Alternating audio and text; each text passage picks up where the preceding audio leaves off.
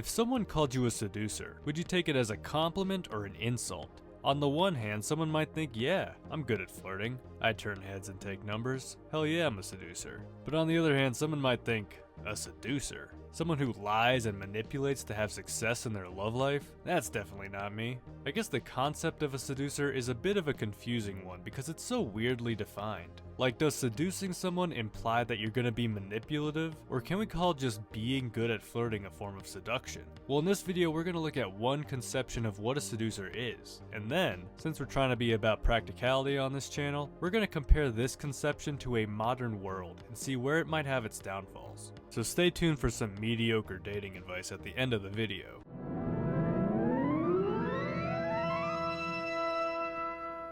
Hey, this is Paul from Philosophy Tunes, and yet again we're going to be looking at a pretty cool idea coming from the Danish philosopher Soren Kierkegaard's Either Or. This is the third video on this book, so check out our last two videos if you desire. Speaking of desire, that's probably a good place to start with defining our seducer. What does a seducer desire? Going off our last video, we have this desire of something general in specifics. Don't worry, I'm not just gonna throw that philosophy mumbo jumbo on you without explaining. Basically, the seducer is after something general, like intimacy or sex or physical pleasure, and they try to obtain these desires through specific people, the general desire being actualized in the specific. Now, Kierkegaard elaborates further as to what the seducer is after comparing it to what he calls Greek love.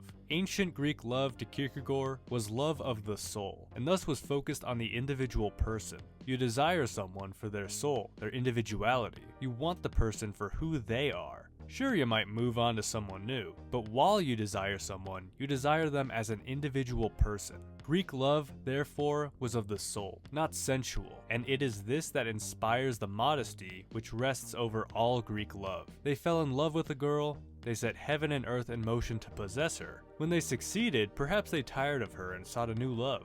Now you might object and say, hey, what is this getting tired of someone and then moving on to a new love? Sounds like a seducer to me. Well, to Kierkegaard, this Greek love still differs from the seducer's sensual love because of the focus on the individual. Sensual love, in contrast, is after an experience, not a person. It's after the general through the specific, the general sensual experience. Here's Kierkegaard talking about the seducer's love. His love is not of the soul, but sensual. And sensual love is not according to its own lights faithful, but absolutely faithless. It loves not one but all. That is to say, it seduces all. For it exists only in the moment. But the moment, in terms of its concept, is the sum of moments. And so we have the seducer. So we have our idea of what the seducer desires. But now, how does the seducer act specifically? Well, there's two specific characteristics of a seducer that we could dig at from Kierkegaard's writing. The first characteristic is that the seducer is conscious, reflective, and plans ahead of time.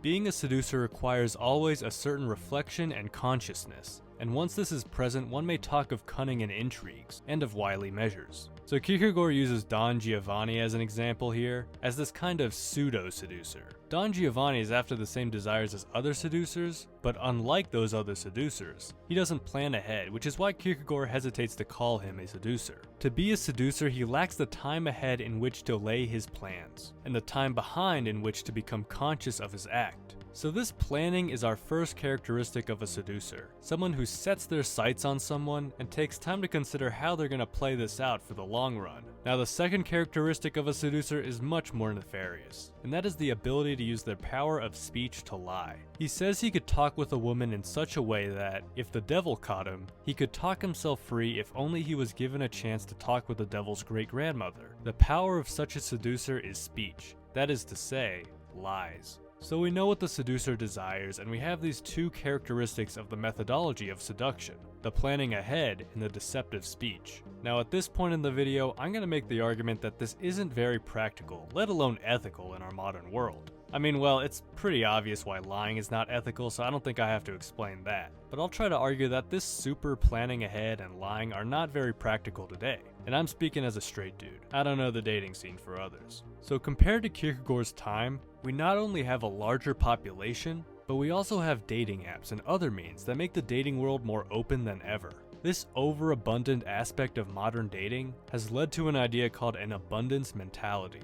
Essentially, having an abundance mentality means not to get overly attached to someone you just matched with, or even went out with just once. Not only do you keep your options open and have more chances of success, but it's also attractive to have your own life and not be overly focused on one person. Now, this doesn't mean that you can't plan ahead at all like Kierkegaard's Seducer, but it does put a limit on the planning. It says don't focus on it too much. Live your life and remember that there's plenty of fish in the sea. Now, as for the whole lying thing, this is purely anecdotal, but people appreciate it on these apps when you're just straight up. Obviously, don't be crude or have something cringy in your bio like I'm here for a good time, not a long time. But if you're straight up and say you're looking for something casual, then two benefits result from this. Number one, if the person isn't looking for what you're looking for, you can move on and not waste each other's time. Secondly, it's attractive to be upfront and forward about what you want, just so long as you're not crude or creepy about it. So those are my arguments as to why Kierkegaard's Seducer isn't very practical for today's dating landscape. Now for the next video, there's definitely another part of this book I want to cover, but past that, it's somewhat up in the air. So let me know if you want to continue going through this book or not. And yes, Aesop will eventually get to Fear and Trembling, as it can be seen as a good companion book to either or. Oh, and we're also approaching 10k subs, so if you have any video ideas for a 10k special, just let me know. Subscribe, like, and hit the bell if you enjoyed the video, and I wish you all a beautiful rest of your day.